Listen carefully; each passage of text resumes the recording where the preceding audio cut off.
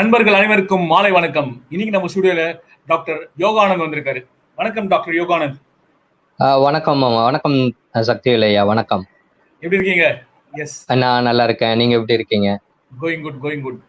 Doctor Yoganand வந்து வர்மம் பத்தி படிச்சிருக்காங்க, வர்மம் பத்தி சொல்லி கொடுத்துருக்காங்க. அவங்க கிட்ட நமக்கு இன்னைக்கு நிறைய கொஸ்டின் கேட்க போறோம். ஃபர்ஸ்ட் அவர்கிட்ட டைரக்டா கேட்கலாம். ஸோ உங்களுக்கு இந்த வர்மம் பத்தி என்ன, எப்படி இன்ட்ரெஸ்ட் வந்தது டாக்டர்? எனக்கு வர்மம் பத்தி எப்படி ஒரு ஆர்வம் வந்ததுன்னா, என்னோட தாத்தா வந்துட்டு சிலம்பத்துல வந்துட்டு நல்ல பெரிய லெவல்ல இருந்தாங்க. அவங்களுக்கு வர்மமும் தெரியும். நான் என்னோட பேசிக் மெடிசின் வந்துட்டு ரஷ்யால தான் படிச்சுட்டு இருந்தேன். படிச்சு வந்து முடிச்ச உடனே அவர்கிட்ட சிலம்பமும் வர்மமும் கத்துக்கலாம் அப்படின்ற ஒரு நல்ல ஆவல்ல இருந்தேன். ஆனா நான் நான் வந்தப்போ தாத்தா வந்து தவறிட்டாரு, நான் வர்றதுக்கு முன்னாடியே. சோ அதனால எனக்கு என்ன ஆச்சுன்னா, இது எப்படியாவது நம்ம என்னன்னு தெரிஞ்சுக்கணும் அப்படின்னு ஒரு ஆவல் ஏற்பட்டது.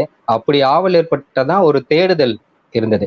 அந்த தேடுதல் அப்பதான் பாண்டிச்சேரியில வந்துட்டு இது Indo Chinese institute of acupuncture and ரிசர்ச்னு ஒரு இன்ஸ்டியூட் இருக்கு. அங்க வந்து வர்மமும் அக்குபஞ்சரும் சொல்லி தரதா சொன்னாங்க. அங்கதான் முதல்ல நான் போயிட்டு என்னோட டிப்ளமோ இன் வர்மம் அண்ட் அக்குபஞ்சர் அங்கதான் கத்துக்கிட்டேன். என்னோட முதல் ஆசான்னு சொன்னா நூருதீன் ஆசான். அந்த இன்ஸ்டியூட்டோட ஓனர் வந்துட்டு டாக்டர் பரசு சார் அவங்க. ஸோ அவங்க தான் எனக்கு முதல்ல இந்த வர்மத்தை பத்தின ஒரு ஞானத்தை அறிமுகம் செஞ்சு வச்சாங்க. அதுக்கப்புறம் பாத்தீங்கன்னாக்க நான் பல்வேறு ஆசான்கள்ட்ட நிறைய கத்துக்கிட்டேன். இது கோயம்புத்தூர்ல வந்துட்டு டாக்டர் ராஜேந்திரன் கிருஷ்ணராஜன் இருக்காரு. அவர் வந்துட்டு அடிமுறைகள், அதாவது வர்ம தற்காப்பு கலையில அவர் ஒரு பெரிய லெஜண்ட். நீங்க ராஜேந்திரன் கிருஷ்ணராஜன் போட்டீங்கனாலே அவரு நல்லா தெரியும். அதுக்கப்புறம் சண்முகம் ஆசான், அவங்க வந்துட்டு தமிழ்ல PhD முடிச்சவரு. நம்மளோட தமிழ் கலைகள் மேல ஆர்வம் உள்ளனால திருமூலர் எழுதின ஓலைச்சுவடிகள் எல்லாத்தையும் ஆராய்ச்சி பண்ணி அதுல உள்ள வர்மக்கலையை அவங்களும் பாடமா எடுத்துக்கிட்டு வர்றாங்க. அவங்களோட அந்த கருத்தரங்குகள், பயிலரங்கம் எல்லாமே நான் 1-2 அட்டன் பண்ணியிருக்கேன். அதுக்கப்புறம் மாரியப்பன் ஆசான் சென்னையில இருக்காங்க அவங்க. அப்பதான் எனக்கு சென்னையிலயுமே MSc இருக்கு அப்படின்னு தெரிய வந்தது. Tamil Nadu physical education and sports யூனிவர்சிட்டியில MSc வர்மம் பண்ணேன். அப்புறம் தொடர்ந்து ஆசான்கள்ட்ட அப்பப்போ நான் இன்னும் கத்துக்கிட்டு தான் இருக்கேன். ஏன்னா வர்மக்கலைன்றது ஒரு கடல். அது நம்ம கத்துக்கிட்டே இருக்கோம். கத்துக்கிறது வந்துட்டு நம்ம வாழ்க்கை முழுவதும் கத்துக்கிட்டு தான் இருக்கணும். இன்னும் கத்துக்கிட்டு தான் இருக்கேன். இந்த மாதிரிதான் எனக்கு ஒரு ஆர்வம், தாத்தானால எனக்கு ஒரு ஆர்வம் வந்தது. அது இல்லாம அப்பாவும் பரம்பரை சித்த வைத்தியர் தான். என்னோட தங்கையும் ஆயுர்வேத டாக்டர் தான். சோ அது ரத்தத்திலேயே இருக்குன்னு நினைக்கிறேன். அதனால அப்படியே ஆர்வம் வந்துருச்சு. ரொம்ப அழகா சொன்னீங்க. உங்களோட இன்ட்ரெஸ்ட் பத்தி கேட்டோம்னா ரொம்ப அழகா எக்ஸ்பிளைன் பண்ணீங்க. ஸோ இப்போ வந்து டாக்டர், இப்போ வாட் இஸ் வர்மம்? இப்போ என்ன, நீங்க நிறைய படிச்சிருக்கீங்க, MSc எல்லாம் படிச்சிருக்கீங்க, நிறைய ஆசான் கூட படிச்சிருப்பீங்க. ஸோ நம்ம ஆடியன்ஸ்க்கு சொல்லுங்க, வாட் இஸ் வர்மம்? வர்மம்னா அது ஏதோ ஒரு என்ன சொல்றது, அந்த காலத்து ஆளுங்க தான் யூஸ் பண்ணணும் அப்படின்னு பல பேர் நினைச்சிருக்காங்க. ஸோ அதை பத்தி கொஞ்சம் சொல்லுங்க, வாட் இஸ் வர்மம்? ஆமா, இப்போ வர்மம்னாலே நமக்கு உடனே தோன்றது என்னன்னாக்க, அது வந்துட்டு ஒரு சண்டை தற்காப்பு கலைக்காக பயன்படுத்துறது அப்படின்னு தான் நமக்கு ஞாபகம் வரும். ஏன்னா இந்தியன் படத்துல நம்ம அப்படிதான் நம்ம பார்த்தோம். திரு கமலஹாசன் அவர்கள் அதுல வர்மக்கலை உபயோகப்படுத்தியிருப்பாங்க. அதுக்கப்புறம் பாத்தீங்கன்னா இப்போ 7ஆம் அறிவு படத்துல திரு சூர்யா அவர்களும் நடிச்சிருப்பாரு. அதன் மூலமா தான் நமக்கு வர்மக்கலைனாலே என்னன்னு தெரிய வந்தது. ஆனா வர்மக்கலைனா நம்ம அடிமுறை தற்காப்பு கலை தான் அப்படின்னு நம்ம நினைச்சுட்டு இருந்தோம். ஆனா அந்த வர்மக்கலையை, தற்காப்பு கலையும் மருத்துவ கலையாவுமே நம்ம உபயோகப்படுத்தலாம்ன்றது சமீப காலத்துல நிறைய ப்ரூவ் பண்ணி வந்துட்டு இருக்காங்க. சித்த மருத்துவத்துல MD master of doctor of medicine in வர்மம்னே ஒரு ஸ்பெஷல் கோர்ஸை இப்போ ஆரம்பிச்சிருக்காங்க. ஆரம்பிச்சு ஒரு 3-4 இயர்ஸ் ஆகுது. ஸோ வர்மத்தை வந்துட்டு நம்ம மெடிசின்லெஸ் தெரப்பியா வந்துட்டு யூஸ் பண்ணலாம். இப்போ ஏன்னா இப்போ ஃபார் எக்ஸாம்பிள் ஒருத்தவங்களை அடிக்கிறோம்னாக்கா அவங்க மயங்கி விழுந்தாங்கன்னா அவங்களை திரும்பி எழுப்ப தெரியணும். அப்போ அந்த இடத்துல அது மருத்துவ முறையா இருக்கு. அடிமுறையா மட்டும் இல்லாம அடிச்சவங்க மயங்கி விழுந்தவங்களை திரும்பி எழுப்புறதுக்கு நம்ம ஒரு சில புள்ளிகளை தொட்டு இயக்குவதன் மூலமா அவங்களை எழுப்பிடலாம். ஸோ இது வந்துட்டு அடிமுறை மட்டும் இல்லாம மருத்துவ முறையாகவும் இருந்து வருது. வர்மத்தை பத்தி எல்லாம் வந்து நீங்க சினிமாவில் யூஸ் பண்ணனால தான் அப்படின்றது ஒரு பக்கம் இருந்தாலும், வர்மம் வந்து ஒரு என்ன சொல்றது, ஒரு அடி வர்மமா தான் பார்த்துட்டு இருந்த காலத்துல நீங்க வந்து அது மருத்துவமா இருக்கும்னு சொல்லியிருக்கீங்க. ஸோ இப்போ ஹிஸ்டரி ஆஃப் வர்மம், அதை பத்தி கொஞ்சம் சொல்லுங்க. இந்த வரலாறு, வர்மம்க்கு ஒரு வரலாறு இருக்கும்ல, அது பத்தி கொஞ்சம் சொல்லுங்களேன். கண்டிப்பா. வர்மம் வரலாறு, வர்மம் மட்டும் கிடையாது, நம்ம ஆயக்கலைகள் 64மே வந்துட்டு சிவன் தான் தலைவர். ஏன்னா சிவன் தான் அவர் தான் முதல் சித்தர். அவர் தான் எல்லாத்துக்கும் ஆரிஜினேட்டர்ன்றது நம்ம எல்லாருக்குமே தெரியும். அது போலதான் இந்த வர்ம கலைக்கோட முதல் ஆசானும் அவர் தான். இந்த கலை எப்படி வந்தது அப்படின்னா நம்மளோட புராண காலத்துல எப்படி பரவி வந்ததுன்னா, ஒரு முறை சிவனும் பார்வதியும் வந்துட்டு வனத்துல வாக்கிங் போவாங்க. அதாவது உலா வந்துட்டு இருக்கப்போ ஒரு வேடன் வந்து மயங்கி விழுந்துடுவான். அம்மா அம்மை தானே, அம்மானாலே இரக்கம் தானே. உடனே அவங்க ஐயோ வேடம் விழுந்துட்டானே, இவனை எப்படியாவது எழுப்புங்க அப்படிம்பாங்க. அப்ப சிவபெருமான் என்ன பண்ணுவாருன்னா, அம்மா கையில வந்துட்டு அவங்க பொற்பிரம்பு தான் வச்சிருப்பாரு. பொற்பிரம்பு அவங்கள்ட்ட கொடுத்துட்டு ஒரு புள்ளியில தட்ட சொல்லுவாரு. ஓம் ஸ்ரீஹரின்ற ஒரு மந்திரத்தை சொல்லிட்டு ஒரு சர்டன் பாயிண்ட்ல வந்துட்டு தொட சொல்லுவாரு. தொட்டுட்டு அவர் கையில உள்ள கமண்டலத்துல இருந்து தண்ணி எடுத்து மூஞ்சில தெளிப்பாரு. வேடன் வந்துட்டு மயங்கி விழுந்த வேடன் எந்திரிச்சிடுவான். ஸோ அதுக்கப்புறம் உமையாளுக்கு வந்துட்டு ரொம்ப இன்ட்ரெஸ்ட் ஆயிடும்.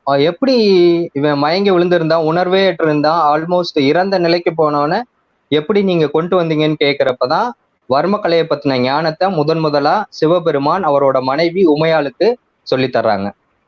அதுக்கப்புறம் அது மட்டும் இல்லாம சிவபெருமான் நந்திக்கு சொல்லித்தர்றாரு, முருகனுக்கும் சொல்லித்தர்றாரு. முருகன் வழியாக அகத்தியர் கத்துக்கிறாரு, நந்தி வழியாக காளிங்கர்ன்ற ஒரு சித்தர் கத்துக்கிறாரு. அவர் மூலமா தான் திருமூலர், அப்படியே வரிசையா பல சித்தர்களுக்கும் அது மாதிரிதான் பரவுச்சு இந்த கலை. இது மட்டும் இல்லாம ராமதேவர்னு ஒரு முனிவர் இருந்தார், அதாவது சித்தர். அவரும் சிவபெருமான்கிட்ட இருந்து டைரக்டா கத்துக்கிட்ட ஒரு தான். இப்போ நமக்கிட்ட இருக்கிறது 3 பெரிய டீச்சர்ஸ்ல இருந்து தான் நமக்கு இந்த லினியேஜ் வருது. அகத்தியர் மூலமா ஒரு ஸ்கூல் ஆஃப் தாட் வருது, ராமதேவர் மூலமா ஒரு ஸ்கூல் ஆஃப் தாட் வருது, திருமூலர் மூலமா ஒரு ஸ்கூல் ஆஃப் தாட் வருது. இவங்க 3 பேர் தான் ரொம்ப முக்கியமானவங்க. ஸோ இவங்க மூலமா தான். இது மட்டும் இல்லாம நம்மளோட பண்டைய காலத்திலயுமே வந்துட்டு அரசர்கள் காலத்திலயுமே இந்த கலை வந்துட்டு நல்ல சிறப்படைஞ்சிருந்திருக்கு. அவங்கள எப்படி கண்டுபிடிக்கலாம் அப்படின்னாக்கா அவங்க பேர்லயே இருக்கும். மார்த்தாண்டவர்மன், நரசிம்மவர்ம பல்லவன், அருண்மொழிவர்மன், அவங்க பேர் எல்லாமே வர்மான்ற பின்னொட்டோட வரும். அவங்க எல்லாமே வர்ம கலையில வந்துட்டு சிறந்து விளங்கினவங்களா இருந்தாங்க. இது மாதிரி வந்த பல்லவ இளவரசர் ஒருத்தர் தர்மர்ன்ற இளவரசர் தான் இலங்கையில போதி தர்மன்ற பெயர்ல அறியப்பட்டு அவர் மூலமா ஷவோலின் டெம்பிள், அதன் மூலமா வந்துட்டு நம்ம கிழக்கு நாடுகள் எல்லாமே சைனா, ஜப்பான், இந்தோனேஷியா, பிலிப்பைன்ஸ் அது மாதிரி கண்ட்ரீஸ்க்கு எல்லாமே வர்மக்கலை வந்து பரவுச்சு. சூப்பர், ரொம்ப அழகா சொன்னீங்க யோகானந்த். அதாவது வர்மத்தோட வரலாறு ரொம்ப அழகா சொன்னீங்க. இப்பதான் எனக்கு தெரியுது அந்த காலத்துல அந்த ராஜா பேர்லாம் வர்மம் முடிஞ்சா அவங்க எல்லாம் வந்து வர்மம், அதனாலதான் வந்து பின்னாடி வந்து அந்த நம்ம நேம் யூஸ் பண்ணிருந்தாங்க. பெரிய வரலாறு இருக்கும்னு நினைக்கிறேன் வர்மத்துக்குலாம். வர்மத்துக்கு இன்னும் பெரிய வரலாறு இருக்கு, நான் உங்களுக்கு சுருக்கமா சொல்லியிருக்கேன். சோ இப்போ வந்து நம்ம இந்த வர்ம கலையை டெய்லி லைஃப்ல யூஸ் பண்றோமா?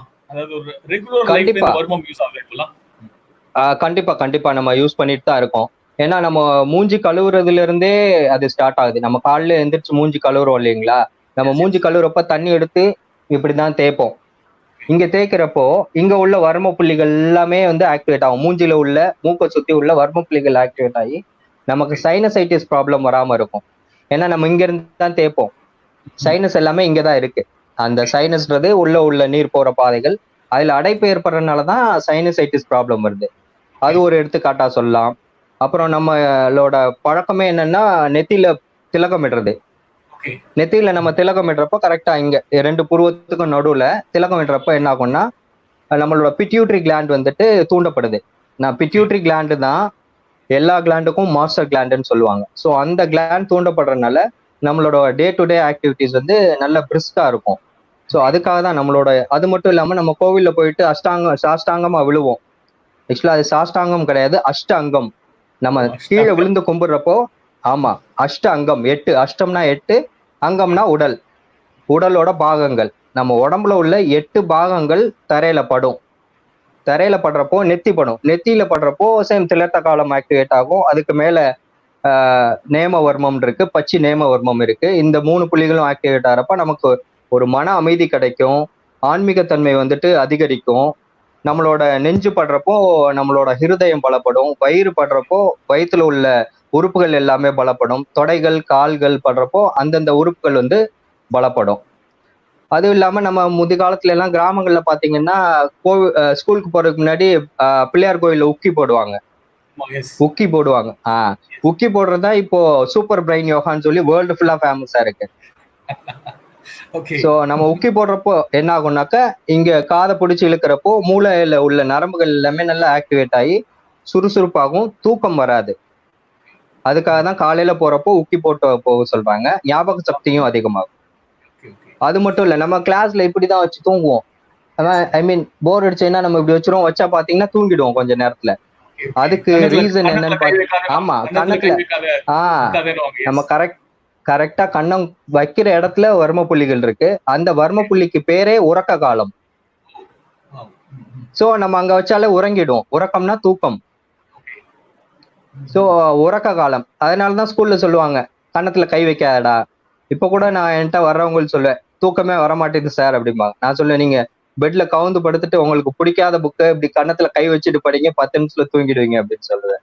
சோ இது மாதிரி நிறைய விஷயங்கள் இருக்கு. நம்ம மூக்குத்தி போடுறதுல இருந்து, இப்ப பெண்கள் ஏன் மூக்குத்தி போடுறாங்க அப்படின்னாக்க, நம்ம மூக்குத்தி அணிவதன் மூலமா என்ன ஆகுது அப்படின்னா, ஆஹ் காம கலா நரம்பு அப்படின்னு ஒரு நரம்பு பெண்களுக்கு மட்டும்தான் அது இருக்கும். சோ அது பேர்லயே இருக்கு பாருங்க, காமக்கலை, காமகலா நரம்புன்றதுனால. ஏன்னா எஸ், எஸ். பெண்கள் வந்து எப்போ போடுவாங்கன்னா அந்த டீனேஜ்ல தான் போடுவாங்க. பூப்படைந்து சில காலத்துக்கு அப்புறம் கண்டிப்பா மூக்குத்தி போடணும்னு சொல்லுவாங்க. ஓகே. அது என்ன காரணம்னா, பூப்படைந்த உடனே அவங்களோட அந்த எண்ணங்கள் வந்துட்டு ஹார்மோன்கள்னால பலவிதமான எண்ணங்கள் ஏற்படும். அந்த எண்ணங்களை கட்டுப்படுத்துறதுக்காக தான் மூக்குத்தி போடுறோம். அது என்ன பண்ணா காமகலா நரம்ப கண்ட்ரோல்ல வச்சுட்டு அவங்களோட அந்த பாலுணர்வு தன்மையை வந்துட்டு அந்த உணர்வுகளை கொஞ்சம் கம்மி பண்ணும். So okay. கல்யாணத்துக்கு முன்னாடி அந்த கொஞ்சம், ஏன்னா அது ஹார்மோன்களோட வேலை, அந்த ஹார்மோனை கட்டுப்படுத்தும் காமகலா நரம்பு மூலமா. ஸோ இது மாதிரி ஓகே. ஒவ்வொரு விஷயமுமே இருக்கு. அதே மாதிரி நம்ம கோவில் போனோம்னாக்க, பெருமாள் கோவில் போனோம்னா இது வைப்பாங்க தலையில. அது வைக்கிறப்போ ஆமா. தலையில உள்ள வர்ம புள்ளிகள் ஆக்டிவேட் ஆகும். அந்த கிரீடம் மாரி வச்சு ஆமா, ஆசீர்வாதம் பண்ணுவாங்க. கிரீடம் சடாரின்னு சொல்லுவாங்க. சடாரி வைப்பாங்க. அது என்னன்னா, இப்போ கருவறை உள்ள ஏற்கனவே நல்ல பாசிட்டிவ் எனர்ஜி இருக்கும். இது கூம்பா இருக்கனால எந்த ஒரு கூரான விஷயமுமே பாசிட்டிவ் எனர்ஜி ஆகட்டும், எந்த ஒரு எனர்ஜியும் அது நல்லா அப்சர்வ் பண்ணும். ஸோ நமக்கு வைக்கிறப்போ கோவில்ல உள்ள பாசிட்டிவ் எனர்ஜி நமக்கு கிடைக்கும். அந்த முறைப்படி தான் சடாரியும் சாத்துறாங்க. இந்த மாதிரி ஒவ்வொரு விஷயங்களுமே இருக்கு. ஓகே. சோ நம்ம டெய்லி லைஃப்ல வர்மம் யூஸ் பண்றோம்னு தெரியாமயே வந்து நம்ம யூஸ் பண்ணிட்டே இருக்கோம். ஏன்னா வந்து நம்ம ஆமா அந்த நமக்கு, கல்ச்சர்லயே இருக்கு. கல்ச்சர்ல மிக்ஸ் ஆயிடுச்சு இது. ஆமா அதனால எல்லாமே நம்மளோட, பழக்கி விட்டாங்க. ஆமா. எஸ், ஆமா எஸ். Very nice. பழக்கி விட்டாங்க. ஏன்னா சொன்ன காரணம் சொன்னாக்க நிறைய நம்ம பேசுவோம். ஓகே. அதனால காரணம் சொல்லாமலே நிறைய விஷயங்கள் பண்ணிட்டாங்க. வெரி வெரி ரொம்ப ரொம்ப நைஸ், ரொம்ப நைஸ். சோ இப்போ இந்த வர்மம்ல வந்து செல்ஃப் ஹீலிங் இருக்கா? இப்ப வர்மம் அதுல கண்டிப்பா வந்து ஒரு கண்டிப்பா. ஏன்னா எந்த ஒரு விஷயத்திலயுமே செல்ஃப் ஹீலிங் இருக்கு. வர்மக்கலை வந்துட்டு ரொம்ப ஆபத்தானது, அதே சமயத்துல ரொம்ப சுலபமானது. நம்ம சரியான விதத்துல கையாளும் பொழுது அது கண்டிப்பா நமக்கு உபயோகமானதா தான் இருக்கும். ஏன்னா செல்ஃப் ஹீலிங், இப்ப நம்ம நெத்தியில பொட்டு வைக்கிறோம், திலத்த காலம்ன்ற புள்ளி ஆக்டிவேட் ஆகுது, அது செல்ஃப் ஹீலிங் தான். ஓகே. உங்களுக்கு மன அமைதி கிடைக்கும். அதே மாதிரி சூப்பர் பிரெயின் யோகா பண்றோம், உக்கி போடுறோம், அது நம்மள சுறுசுறுப்படைய வைக்குது, ஞாபக சக்தி அதிகம் வருது. நம்ம வஜ்ராசனம்னு ஒரு ஆசனம் இருக்கு. அதாவது ஆமா. இஸ்லாமிய நண்பர்கள் எல்லாம் தொழும் பொழுது வஜ்ராசனத்துல தான் தொழுவாங்க. ஓகே. வஜ்ராசனம் பண்ணும் பொழுது வயித்துல உள்ள வர்ம புள்ளிகள் எல்லாம் வந்துட்டு தூண்டப்படுது. அதுவும் நம்மள அறியாமலே தான் நம்ம செய்யறோம். ஓகே. சோ அந்த வர்ம புள்ளி தூண்டுறப்போ வயித்துல உள்ள புள்ளிகள் எல்லாம் இது பண்றதுனால ஜீரண சக்தி அதிகமாகுது. ஓகே. வஜ்ராசனம் பண்றப்போ அவங்க தலைய கீழே தொடுவாங்க, தலையில படுறப்போ அகைன் தலையில உள்ள வர்ம புள்ளிகள் தூண்டப்படுது. இது மாதிரி ஓகே. ஒவ்வொரு சமயங்கள்லயுமே இது மாதிரியான விஷயங்கள் இருக்கு. இஸ்லாம்ல அவங்க தொழுறப்ப பண்ணுவாங்க. அதே இது கிறிஸ்தவ மதத்துல எடுத்தீங்கன்னா அவங்க நெத்தியில கிராஸ் போடுவாங்க. ஓகே. ஆமா. எஸ். அவங்க கிராஸ் கையால. போடுறப்போ, ஆமா ஆமா கிராஸ் போடுறப்போ சேம் அந்த பிட்யூட்டரி கிளாண்ட் வந்துட்டு ஆக்டிவேட் ஆகும். இது ஆமாமா. எல்லாமே நம்ம சோ இது எல்லாமே செல்ஃப் ஹீலிங்ல தான் வரும். ஓகே. இந்த மாதிரி சோ சின்ன சின்ன வலிகளுக்கு இது எல்லாமே பண்ணலாம். நமக்கு முந்தைய காலத்துல தலைவலிச்சதுன்னா இங்கதான் தடவுவோம். எஸ். இங்க இங்க இல்லைன்னா வெற்றிலை இங்க வைப்பாங்க பாட்டிங்க எல்லாம். ஓகே. ஓகே. இங்க அண்ணான் காலம்னு ஒரு வர்ம புள்ளி இருக்கு. அந்த வர்ம புள்ளிய வந்துட்டு இப்படி இயக்குனாலே தலைவலி குறைஞ்சிடும். நம்ம தலைவலிச்சாலே இப்படிதான் வைப்போம், எஸ், நம்மளை எஸ், எஸ். அறியாமலே இப்படிதான் வைப்போம். Okay, so okay. வைக்கிறப்போ ஆட்டோமேட்டிக்கா தலைவலி குறைஞ்சிரும். ஓகே.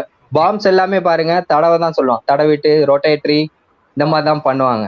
ஸோ எஸ், நம்ம எஸ். தினசரி வாழ்வுலயே வந்துட்டு நிறைய விஷயங்கள் நம்மள அறியாமலே, நீங்க சொன்ன மாதிரி நம்மள அறியாமலே நம்ம பண்ணிட்டு தான் இருக்கோம். ஓகே. அதனால இதை வந்துட்டு ஈஸியா சுயமா சிகிச்சை பண்ணிக்கிறதுக்கான முறைகளுமே நம்ம வர்ம கலையில இருக்கு, வர்ம மருத்துவத்துல இருக்கு. Wow, wow. ரொம்ப அழகா சொன்னீங்க. இதுல செல்ஃப் ஹீலிங் இருக்கு. அப்புறமா வந்து நம்ம ரெகுலர் லைஃப்லயே நம்ம இந்த வர்மம் கலை யூஸ் பண்ணிட்டு இருக்கோம். தெரியாம யூஸ் பண்ணிட்டு இருக்கோம். சோ இப்போ நீங்க ரீசெண்டா இந்த படிச்சு முடிச்சு இப்ப அந்த வருமத்துக்காக லாக்டவுன் பீரியட்ல இருந்து இந்த வாட்ஸ்அப்ல எல்லாம் வந்து இந்த கோர்ஸ் வந்து நீங்க கனெக்ட் பண்ணிட்டே இருக்கீங்க. சோ இது வந்து ஆமா எப்படி போகுது? இந்த பேட்ச் எப்படி போகுது? சோ இது இது எவ்வளவு பேர் ரீச் ஆகுது? நிறைய இன்ட்ரெஸ்ட் காமிக்கிறாங்களா? ஏன்னா வருமம் ஆமா நிறைய அப்படின்னாலே கேரளால ரொம்ப ஃபேமஸா இருக்கும். அப்படின்னா இது ஒரு அந்த காலத்து ஏதோ இது போல இருக்குன்னு நினைச்சு சண்டை போல் இருக்குன்னு நினைச்சுப்பாங்க. சோ எப்படி உங்களுக்கு ஆமா ரெஸ்பான்ஸ் எல்லா இருக்கு டாக்டர்? எப்படி இல்ல ரெஸ்பான்ஸ் நல்ல இருக்கு? ரெஸ்பான்ஸ் இருக்கு. ஏன்னா இப்போ மத்த மாற்றுமுறை மருத்துவம் அக்குபஞ்சர் ஆகட்டும், இல்ல நம்மளோட நாட்டு மருத்துவமான சித்த மருத்துவம், ஆயுர்வேத மருத்துவம் படிச்சவங்க எல்லாமே இந்த சுய சிகிச்சை முறைகள்லயும் அவங்களும் இன்ட்ரெஸ்டா இருக்காங்க. ஏன்னா அவங்களோட பேஷண்ட்டுக்கு சொல்லி தரதுக்காக. அவங்க என்னதான் ட்ரீட்மெண்ட் கொடுத்தாலும் ஒரு சில விஷயங்கள் பேஷண்ட்டுக்கு, இப்போ ஃபார் எக்ஸாம்பிள் சைனசைட்டிஸ் ப்ராப்ளம்னா நம்ம டெய்லி நோயாளியை வர சொல்லி அவங்களுக்கு ஆக்டிவேட் பண்ண தேவையில்லை. அதுக்கு நம்ம சுய சிகிச்சை முறை சொல்லி கொடுத்துட்டோம்னா அவங்க வீட்லயே பண்ணிக்குவாங்க. நல்ல ரெஸ்பான்ஸ் இருக்கு. ஸோ அதுக்கான ரெஸ்பான்ஸ் எல்லாமே நல்லா தான் இருக்கு. இந்த கோர்ஸ்லயும் ஜாயின் பண்ணியிருக்காங்க. ஃபர்ஸ்ட் பேட்ச் போயிட்டு இருக்கு. இப்போ ஆல்மோஸ்ட் இப்பதான் ஒரு 2 days முன்னாடி தான் முடிஞ்சது ஃபர்ஸ்ட் பேட்ச். செகண்ட் பேட்சும் ஸ்டார்ட் பண்ணலான்ட்டு தான் இருக்கோம். Very nice, very nice. Super doctor. அதாவது ஒரு 15 நிமிஷத்துல இந்த சப்ஜெக்ட பேச முடியாது. பட் நான் ஒரு அழைச்ச இதுக்காக நீங்க உங்க பிஸி ஷெட்யூலையும் வந்து எங்க ஆடியன்ஸ்க்கு வந்து இந்த வர்மக்கலை ஐ மீன் அதை பத்தி சொல்லி கொடுத்துருக்கீங்க. டெஃபினட்டா வருமம் படிக்கணும்னு நினைக்கிறவங்க இது ஒரு பெரிய கஷ்டமான விஷயம் எல்லாம் கிடையாது. ஸோ இது மாதிரி இவரோட எக்ஸ்பீரியன்ஸ்க்கு வந்து நிறைய பேருக்கு சொல்லி கொடுத்துருக்காரு. அவரோட நம்பர் இருக்கு 9843118402 சொல்லிட்டு. இப்போ வந்து வாட்ஸ்அப்லேயே கூட கொஞ்சம் சிம்பிளா சொல்லி கொடுக்குறாங்க. இந்த வர்ம கலையை பத்தி அவர் அழகா சொல்லி கொடுக்குறாரு. என் ஃப்ரெண்ட்ஸ் 2-3 பேர் சேர்ந்திருக்காங்க. நானும் சேரணும்னு ஆசைப்பட்டு அந்த கோர்ஸ் ஃபீஸ்லாம் இவ்வளோலாம் கேட்டேன். பட் ஆனால் வந்து எனக்கு டைம் கொஞ்சம் இருக்கு, கன்ஸ்ட்ரெயின்ல என்னால இந்த போன பேட்ச்ல சேர முடியல. டெஃபினட்டா அடுத்த பேட்ச்ல வந்து சேர்ந்து நானும் அதை தெரிஞ்சுக்கலாம்னு நினைக்கிறேன். ஏன்னா ரொம்ப எக்கனாமிக்கா ஒரு இது ஒரு காஸ்டிங்கே கிடையாது. நம்ம ஒரு நாளைக்கு வந்து ஹோட்டல்ல சாப்பிட்டா அந்த காசு எவ்வளவு அவ்வளவு கம்மியான காசு தான் சார்ஜ் பண்றாரு டாக்டர். ஒரு சர்வீஸா வந்து எல்லாருக்கும் ரீச் ஆகணும், வருமத்தோட அவேர்னஸ் வேணும்னு சொல்லிட்டு அந்த வாட்ஸ்அப்ல கோர்ஸ் இது பண்ணிட்டு இருக்காரு. டாக்டர் ரொம்ப வாழ்த்துக்கள். நிறைய சேவை செய்யுங்க நீங்க. நம்ம உங்களோட பொண்ணான நேரத்தை எங்க நண்பர்களுக்கு ஷேர் பண்ணதுக்கு ரொம்ப ரொம்ப நன்றி. இன்னொரு சந்தர்ப்பத்துல இன்னொரு நிறைய நேரம் நம்ம இந்த வர்மக்கலையை பத்தி பேசணும். Thanks for joining us. Yes, thank you so much doctor. நன்றி நன்றி. நன்றி. நண்பர்கள் அனைவருக்கும் டாக்டர் யோகானந்த பத்தி தெரிஞ்சுக்கணும்னா மேல டிஸ்கிரிப்ஷன் போட்டிருக்கேன். அவர் நம்பரும் இருக்கு. You can utilize him. Thank you so much doctor. Thank you. நன்றி நன்றி. நன்றி.